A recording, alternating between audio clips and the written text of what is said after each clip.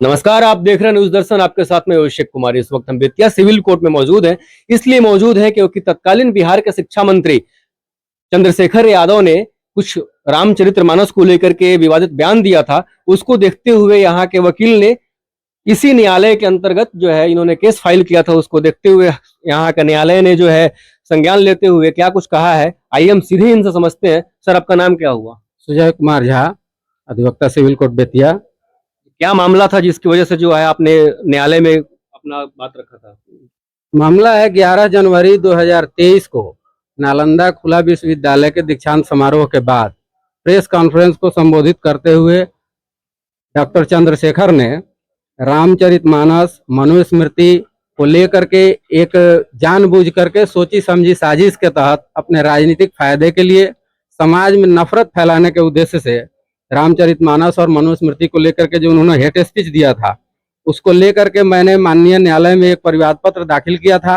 ये दाखिल कब किया था आपने परिवार पर? परिवाद पत्र दाखिल किए थे 2023 में ही, जनवरी 2023 में ही दाखिल किया गया था। उनके इस हेट स्पीच को लेकर के करोड़ों हिंदुओं के साथ साथ हमारी भी भावना आहत हुई थी। उन्होंने कहा था कि हिंदू धर्म में भगवान श्री राम का ग्रंथ रामचरितमानस समाज में नफरत फैलाने वाला ग्रंथ है।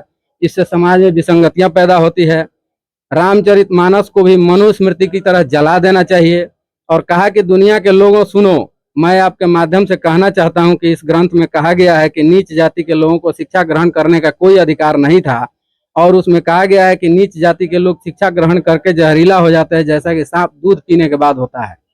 ये ग्रंथ जो नफरत फैलाते हैं, और एक युग में मनुस्मृति, दूसरे युग में रामचरितमानस और तीसरे युग में गुरु गोलवलकर का बंच ऑफ थॉट, ये हमारे देश और समाज को नफरत में बांटती है। उनके इस बयान से मुझ जैसे हिंदू धर्मावलंबी जो सनातन धर्म को मानने वाले लोग हैं, हमारे ग्रंथों के ऊपर उन्होंने जो ये बयान दिया, ये सोच समझ करके राजनीतिक फायदे के लिए और हिंदू समाज में विभाजन के लिए उन्होंने ये सोच समझकर बयान दिया था, जिसको लेकर के मैंने माननीय न्यायालय में एक परिवाद पत्र दाखिल किया था। परिवाद पत्र संख्या 144C 2023, जिसमें कई लोगों की गवाही हुई और साक्ष्यों के आधार पर माननीय न्यायालय द्वारा ACJM फर्स्ट, जो विशेष न्यायाधीश हैं MLA MP कोर्ट के, उनके न्यायालय द्वारा 15/12/2025 को संज्ञान लिया गया है। और संज्ञान भारतीय दंड विधान संहिता की धारा 195A, 153A और 295A में लिया गया है। और माननीय न्यायालय द्वारा उनको नोटिस किया गया है और आगे की प्रक्रिया अभी माननीय न्यायालय में विचाराधीन है।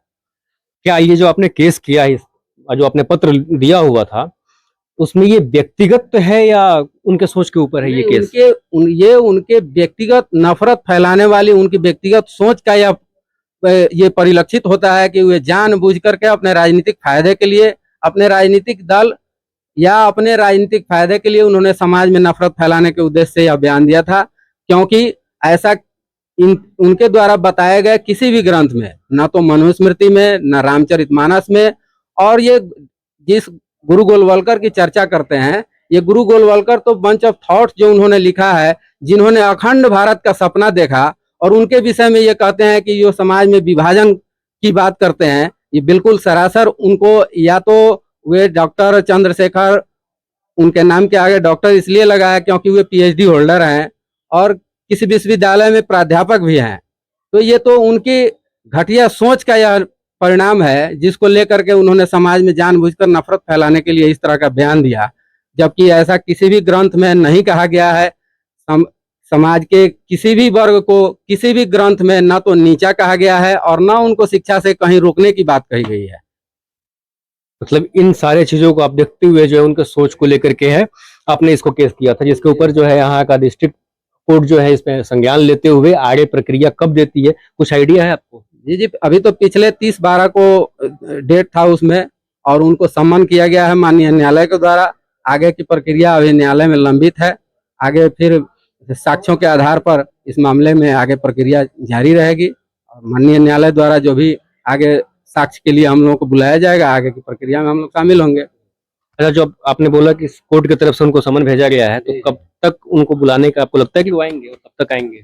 तो सम्मन भेजा जाता है और फिर जो अगली तारीख होती है उस तिथि तक उनको सदैव वापस यहाँ आकर के न्यायालय में उपस्थित होकर अपना पक्ष रखने का, अपनी जमानत कराने का उनको एक मौका दिया जाता है। तो अच्छा, अगर नहीं आते हैं तब?